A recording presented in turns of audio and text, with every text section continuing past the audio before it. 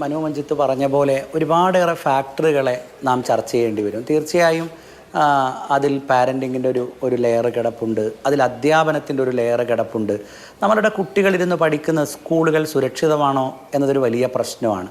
നാം എപ്പോഴെങ്കിലും നമ്മളുടെ ക്ലാസ് മുറിയിൽ നമ്മളുടെ കുട്ടികളുടെ ഇമോഷനുകളെ അഡ്രസ്സ് ചെയ്യാൻ തയ്യാറാവുന്നുണ്ടോ? മറിച്ച് വിപണിക്കൊപ്പം മാത്രം കുതിക്കാൻ, യാന്ത്രികമായി കുതിക്കാൻ മാത്രം കുഞ്ഞുങ്ങളെ പ്രേരിപ്പിക്കുന്ന രൂപത്തിലേക്ക് നമ്മളുടെ സിലബസും നമ്മളുടെ അധ്യാപനവും മാറിപ്പോകുന്നുണ്ടോ എന്നൊക്കെ അന്വേഷിച്ച് മാത്രമേ നമുക്ക് കുട്ടികളിലേക്ക് വരാൻ വേണ്ടി കഴിയും. എല്ലാ കാലത്തും കുട്ടികൾ തല്ലുണ്ടാക്കിയിട്ടുണ്ട്, എല്ലാ കാലത്തും കുട്ടികൾക്കിടയിൽ കളിതമാശകൾ ഉണ്ടായിട്ടുണ്ട്. അതിനപ്പുറത്തേക്ക് കുട്ടികളുടെ ഇമോഷനുകൾ ചോർന്നു പോകുന്ന രൂപത്തിലേക്ക് കുട്ടികളെ ചേർത്തു പിടിക്കാത്ത ഒരു ലോകം, ഒരു എക്കോ സിസ്റ്റം കുട്ടിയുടെ ചുറ്റും സംഭവിച്ചുകൊണ്ടിരിക്കുന്നു എന്നൊരു യാഥാർത്ഥ്യം നമ്മളുടെ മുമ്പിലുണ്ട്. അവിടെ നിന്നൊക്കെ കുട്ടി തൻ്റേതു മാത്രമായൊരു സ്പേസ് അന്വേഷിക്കുമ്പോഴാണ് കുട്ടിയുടെ മുമ്പിൽ ഇത്തരം വാർ ഗെയിമുകളും ഇത്തരം ഗെയിം മുറികളും ഒക്കെ ഉണ്ടാവുന്നത്. അല്ലാതെ കുട്ടിക്ക് കൂട്ടിരിക്കാൻ ഇപ്പോൾ ഒരു ന്യൂക്ലിയർ ഫാമിലിയിലേക്ക് നാം മാറിയിരിക്കുന്നു. അതിൽ നിന്ന് ഒറ്റ കുട്ടി മാത്രമൊക്കെയുള്ള വീടുകളാണ് നമ്മളുടെ പല വീടുകളും. ഈ വീടുകളിൽ കുട്ടി ചെലവഴിക്കുന്നത് പലപ്പോഴും അവരുടെ പാരൻസിനൊപ്പമല്ല, ഗ്രാൻഡ് പാരൻസിനൊപ്പമാണ്. വലിയൊരു ജനറേഷൻ വിടവ് കുട്ടിയുടെ രക്ഷിതാവും തമ്മിലുണ്ട്. ആരോടും സംസാരിക്കാനില്ലാതെ, തൻ്റെ താല്പര്യങ്ങൾ തുറന്നു പറയാനുള്ള ഒരു ലോകം ചുറ്റുമില്ലാതെ വരുന്ന ഒരു കുട്ടി പലപ്പോഴും ഗാഡ്ജറ്റുകളെ ഡിപ്പെൻഡ് ചെയ്യുന്നതിനെ നമുക്ക് തെറ്റെന്ന് പറയാനാവില്ല. അങ്ങനെ കുട്ടി അനുദിനം ഒറ്റപ്പെട്ടുകൊണ്ടിരിക്കുന്ന ഒരു സാഹചര്യം കുട്ടിയുടെ വീട്ടിടങ്ങളിലുണ്ട്.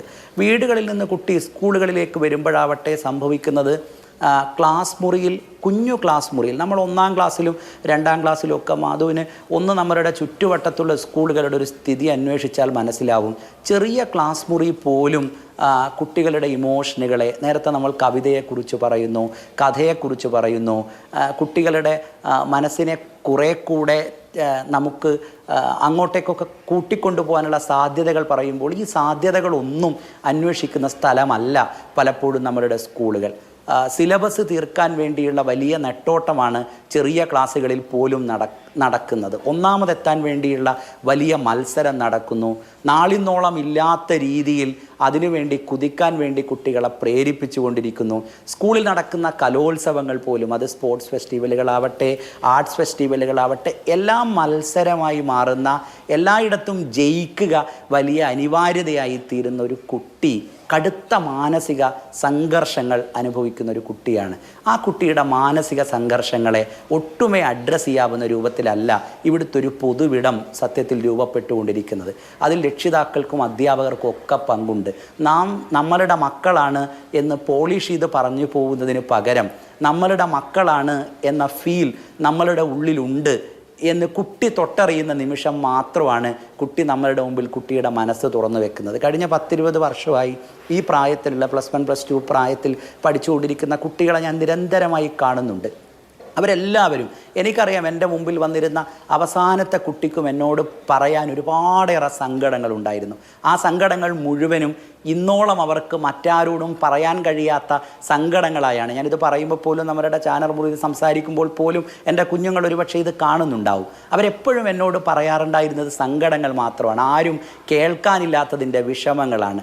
അതിൽ പലതരം വിഷമങ്ങളുണ്ട്. നാം മരണത്തെക്കുറിച്ച് പറയുമ്പോൾ അബ്യൂസ് ചെയ്യപ്പെട്ട കുഞ്ഞുങ്ങളുടെ ഒരു വഴി അപ്പുറത്ത് കിടക്കുന്നുണ്ട്. അങ്ങനെ പല രീതിയിൽ സൊസൈറ്റി യൂട്ടിലൈസ് ചെയ്ത് അവരുടെ താല്പര്യങ്ങൾക്ക് വേണ്ടി, വിപണിയുടെ താല്പര്യങ്ങൾക്ക് വേണ്ടിയൊക്കെ ഉപയോഗിച്ച് പുറത്തേക്കെറിയുന്ന ചണ്ടികളായി തീരുകയാണ് നമ്മളുടെ കുട്ടികൾ. അതുകൊണ്ട് കുട്ടി ഒരു സോഷ്യൽ പ്രൊഡക്റ്റാണ് എന്നൊരു ബോധ്യം തീർച്ചയായും ചെറിയ ക്ലാസ്സുകളിലെങ്കിലും കുട്ടിയെ പഠിപ്പിക്കുന്ന അധ്യാപകർക്കുണ്ടാവുക എന്നത് അങ്ങേയറ്റം ഗൗരവമാണ് എന്ന് ഞാൻ വിചാരിക്കുന്നുണ്ട്.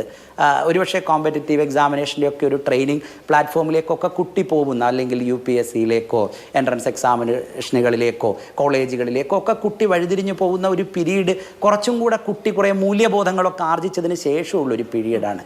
അതിനു മുമ്പ് ചെറിയ ക്ലാസ്സിലിരിക്കുന്ന കുട്ടിയെ കുട്ടിയായി കാണാനും ആ കുട്ടിയുടെ താല്പര്യങ്ങൾക്ക് വേണ്ടി ഒരു മിനിമം സമയം മാറ്റിവെക്കാനും നമ്മളുടെ അധ്യാപനത്തിന് കഴിയണം, നമ്മളുടെ പരീക്ഷാ രീതിക്ക് കഴിയണം, നമ്മളുടെ സിലബസിന് കഴിയണം.